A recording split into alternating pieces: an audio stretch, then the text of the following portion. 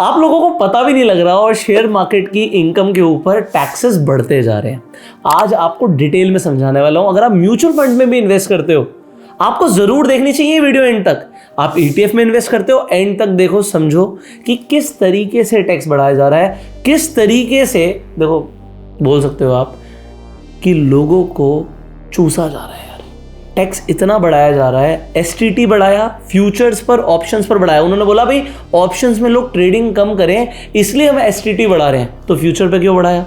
और अब आपने जो फ्यूचर्स पर STT बढ़ा दिया, फ्यूचर की ट्रेडिंग और महंगी पड़ रही है, तो अब लोग क्या कर रहे हैं, वो फिर ऑप्शंस पे आ रहे हैं। जो फ्यूचर में ट्रेड कर रहे थे वो सिंथेटिक फ्यूचर आगे बना रहे हैं। खैर, इसके ऊपर हम बाद में बात करेंगे। अभी हम सिंपली म्यूचुअल फंड और ETF, जनरल पब्लिक की पहले बात करते हैं। अरे जनरल पब्लिक ट्रेडिंग भी कर रही है, मुझे पता है, बट पहले यहाँ पे समझते हैं। अब आपने ये आर्टिकल तो पढ़ ही लिया होगा कि जो फंड ऑफ फंड्स है, मतलब म्यूचुअल फंड्स है, और जो ETF है, ETF पे अब लोअर होल्डिंग पीरियड है सेम टैक्स के लिए। अब इसका मतलब क्या? अभी यहां पर समझिए जो अभी लेटेस्ट अब क्या चेंजेस आए। आप लोगों को पता भी नहीं लगा, रातों रात जो सिर्फ 10% टैक्स था, 10 का 12.5 हो गया। ये सिर्फ 12.5 नहीं है, 25% का इंक्रीमेंट है टैक्स में।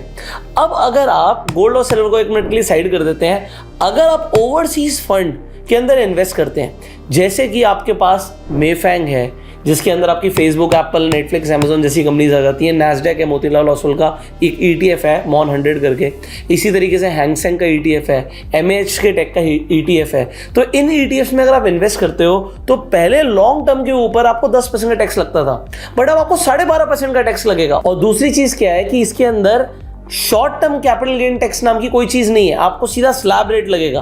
अब ज्यादातर लोग अगर हायर स्लैब रेट में आते होंगे जो इन्वेस्ट करते हैं, तो इन ओवरसीज ETF में शॉर्ट टर्म में आपको कोई बेनिफिट नहीं मिल रहा, सीधा स्लैब रेट लग रहा है। और गोल्ड, सिल्वर और ओवरसीज फंड तीनों के अंदर आपको शॉर्ट टर्म में स्लैब रेट लगेगा और लॉन्ग टर्म में LTCJ लगेगा और इंडेक्सेशन का बेनिफिट नहीं मिलेगा। इंडेक्सेशन का बेनिफिट हम आगे डिस्कस करेंगे। अब एक चीज और है जो हम कह सकते हैं कि अच्छी चीज है, अगर आप इक्विटी में निवेशक हैं, अगर हम इक्विटी ETF से इक्विटी म्यूचुअल फंड्स की बात करें, तो उसके अंदर जो पहले आपको एग्जेम्पशन मिलती थी 1 लाख रुपए की, उसे बढ़ाकर 1.25 लाख कर दिया गया।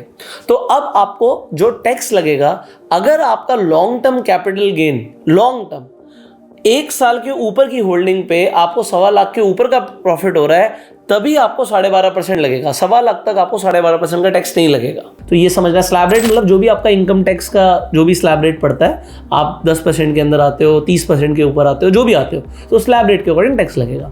दूसरी चीज, अब तो आप म्यूचुअल फंड में इन्वेस्टमेंट कर रहे थे, आपने कहा यार गोल्ड का भी तो म्यूचुअल फंड होता है, सिल्वर का भी तो म्यूचुअल फंड होता है, हम तो म्यूचुअल फंड में इन्वेस्ट करते हैं। सरकार ने चिल्ला चिल्ला के लोगों को बोला कि शेयर मार्केट ऊपर जाएगी, तो शेयर मार्केट ऊपर जाएगी, तो लोगों ने म्यूचुअल फंड में इन्वेस्टमेंट करना शुरू किया। और फिर टीवी पे ऐड देखी, क्रिकेटर्स की ऐड देखी, एक्टर्स की ऐड देखी, बोलते हैं सेलिब्रिटीज से हम प्रमोशन नहीं कराएंगे, है ना, डीमेट अकाउंट के प्रमोशन नहीं कर सकते सेलिब्रिटीज। बट वहां पर आके बोला म्यूचुअल फंड सही है, बट म्यूचुअल फंड पे लोगों की तो मार ली। 24 महीने के बाद लगेगा आपको long term capital gain tax. मतलब अगर आपको 2 साल के अंदर कोई जरूरत पड़ गई, भाई म्यूचुअल फंड इन्वेस्टर तो बड़ा ही सोचता ना, उसको तो 2 साल में पैसे की जरूरत हो ही नहीं सकती, उसके घर में कोई शादी भी आ ही नहीं सकता, घर में कोई बीमारी नहीं पड़ सकता। अगर वो रिडीम कर लेगा, म्यूचुअल फंड में इन्वेस्ट कर रहा है, तो अब म्यूचुअल फंड इन्वेस्टर को, क्योंकि म्यूचुअल फंड सही है, उसे वो जो 1.25 लाख का बेनिफिट है उसके लिए 2 साल रुकना पड़ेगा। आपको वो सेम बेनिफिट ETF में कम टाइम पीरियड के अंदर मिल रहा है, बट अब आप क्योंकि म्यूचुअल फंड इन्वेस्टर और म्यूचुअल फंड सही है, तो आप रुकिए 2 साल, और उसके बाद आपको फिर भी 1.25 लाख के ऊपर बेनिफिट हो गया, तो फिर भी सरकार 12.5% का टैक्स लगाएगी, वरना 2 साल के अंदर स्लैब रेट पे टैक्स लगेगा। ये समझ लिया आपने। तीसरी चीज, डेट ETF या डेट के म्यूचुअल फंड्स। कोई भी ऐसा म्यूचुअल फंड जिसमें जो डेट के अंदर एलोकेशन है 65% से ऊपर है, भैया कोई long term capital gain tax नहीं है, मतलब टैक्स तो लगेगा नहीं है का मतलब उसका बेनिफिट नहीं मिलेगा, आपको स्लैब रेट के अकॉर्डिंग टैक्स मिलेगा, और कोई आपको जो एग्जेम्पशन है वो भी नहीं मिलेगी। मतलब जो डेट में इन्वेस्ट कर रहा है, जो शेयर मार्केट में रिस्क नहीं लेना चाहता, डेट का मतलब क्या होता है कि आपका पैसा ऐसे इंस्ट्रूमेंट्स में लग रहा है जहां पे आपको फिक्स रिटर्न्स मिलते हैं, जिसमें शेयर मार्केट में पैसा नहीं लगता, इक्विटी लिंक नहीं है वो, जैसे कि आप गिल्ड बीज में पैसा लगा रहे हो तो गिल्ड का ETF हो गया, इसी तरीके की गिल्ड के म्यूचुअल फंड में पैसा लगा रहे हो तो वो क्या हो गया, एक डेट म्यूचुअल फंड हो गया। तो डेट के अंदर आप लिक्विड फंड्स में पैसा लगाते हो। इस तरीके से अगर आप सोचो डेट में पैसा लगाऊंगा तो आपको लॉन्ग टर्म का कोई बेनिफिट नहीं मिलेगा। मतलब जो पैसा कमा रहे हो चुपचाप से टैक्स दो। समझ रहे हैं आप? टैक्स। अब अगर आप लोग ये देख रहे हो कि भाई सरकार ने कस्टम ड्यूटी कम कर दी है जिसकी वजह से गोल्ड और सिल्वर टूट चुका है, अब हम जाके गोल्ड और सिल्वर खरीद लेते हैं। आप बिल्कुल गोल्ड और सिल्वर के ETFs खरीद सकते हो, बट अब आपको long term capital gain tax का बेनिफिट होगा 12 महीने के ऊपर। अगर शॉर्ट टर्म में आप बेनिफिट करके निकलने का सोच रहे हो तो आप ध्यान रखिएगा आपको स्लैब रेट के अकॉर्डिंग टैक्स लगेगा। और लॉन्ग टर्म पे पहले जो गोल्ड पे आपको इंडेक्सेशन का बेनिफिट मिलता था वो इंडेक्सेशन का बेनिफिट यहां पर नहीं मिलेगा।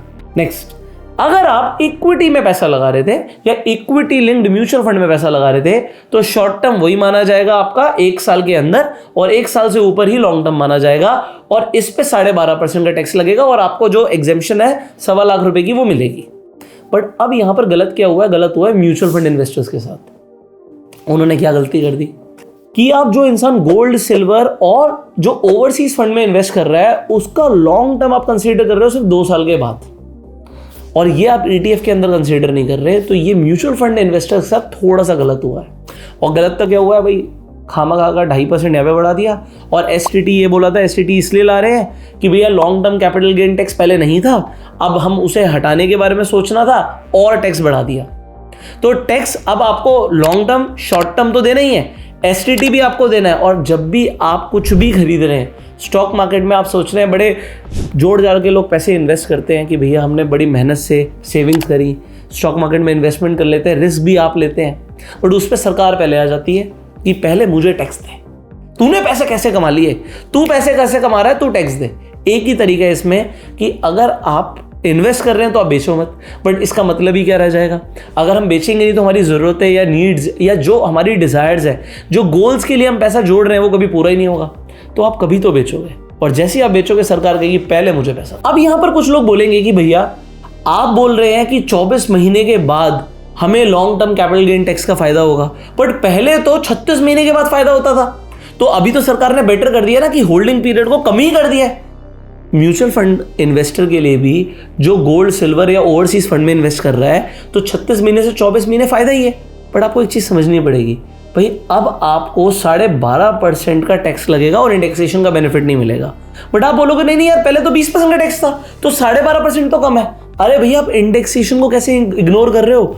इंडेक्सेशन का मतलब क्या होता है कि जनरली जितनी महंगाई बढ़ रही है तो गवर्नमेंट उस तरीके से आपको एक इंडेक्सेशन का एक टेबल प्रोवाइड करती है, आपको इनकम टैक्स की वेबसाइट पर मिल जाता था, जिसके अकॉर्डिंग आप ये कैलकुलेट कर सकते थे कि अगर आपने कोई रियल एस्टेट परचेज करा, गोल्ड परचेज करा, सिल्वर परचेज किया, ये डेट में पैसा डाला, तो आपको किस अमाउंट के बाद टैक्स लगेगा, उस एसेट की आज की इंडेक्स्ड वैल्यू क्या है। तो पहले इंडेक्सेशन के बेनिफिट की वजह से लोगों को खास टैक्स नहीं लगता था, क्योंकि गोल्ड सिल्वर या रियल एस्टेट बहुत ज़्यादा अप्रिशिएट नहीं करता था। खासकर पेपर पे रियल एस्टेट की हम बात करें तो आपको पता है कि उसके अंदर ब्लैक मनी भी इन्वॉल्व होता है, तो जो उसका सर्कल रेट है वो जनरली उस हिसाब से बढ़ता था, और लोगों को जो ट्रांजेक्शन्स हो रही थी उस पर इंडेक्सेशन के बेनिफिट के बाद, और लॉन्ग टर्म आपको पता है अगर आपको स्टॉक मार्केट से बेनिफिट हो रहा है तो 1 लाख रुपए तक का तो आपको वैसे ही मुनाफा हो जाता था, तो आपको 1 लाख रुपए के ऊपर जो आप गेन्स कर रहे हो उस पर टैक्स लगता था।